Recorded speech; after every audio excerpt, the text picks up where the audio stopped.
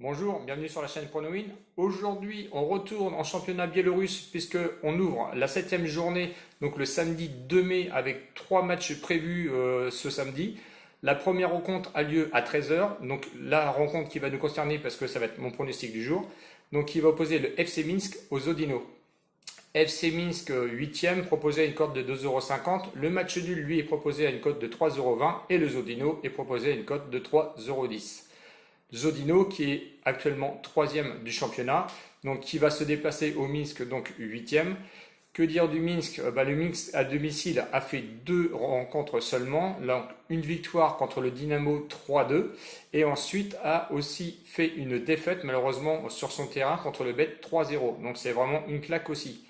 Le Zodino, quant à lui, de son côté, à l'extérieur, a fait 3 matchs. Donc une victoire contre Soligorsk 1-0. Et ensuite a enchaîné une défaite au Dynamo 2-0 et vient de faire un match nul au Bet 0-0. Donc un match nul qui est vraiment quand même assez intéressant.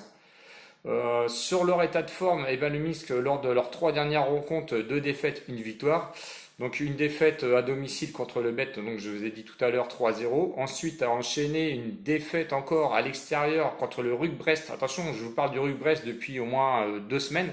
Quand je vous dis qu'ils sont assez sérieux, ils sont quand même assez sérieux et c'est le match suivant de ce samedi. Bon, malheureusement, j'ai pas pronostiqué, mais faites attention dans vos pronostics de bien le prendre en compte, surtout qu'ils jouent, je crois, chez eux à domicile. Ensuite, donc pour revenir au Minsk, leur dernière rencontre, on va dire, à l'extérieur au Slavia, donc ils ont gagné 3-1.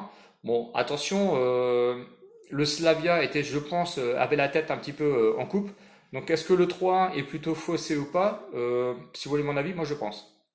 Donc je pense que le Minsk a un petit peu à se racheter sur tout l'ensemble, notamment avec leur dernière défaite.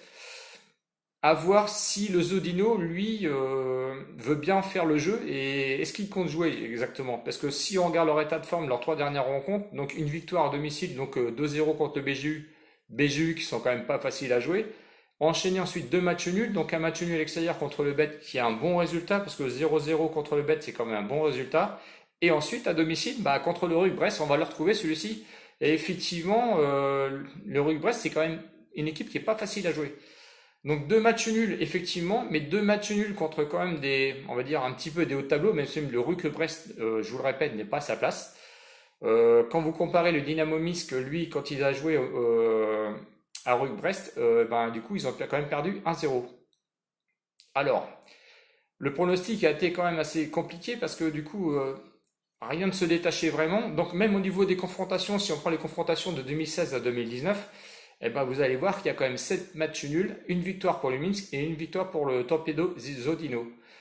Donc alors, je pense que le Zodino, est-ce qu'il va les gagner à l'extérieur? Je ne crois pas.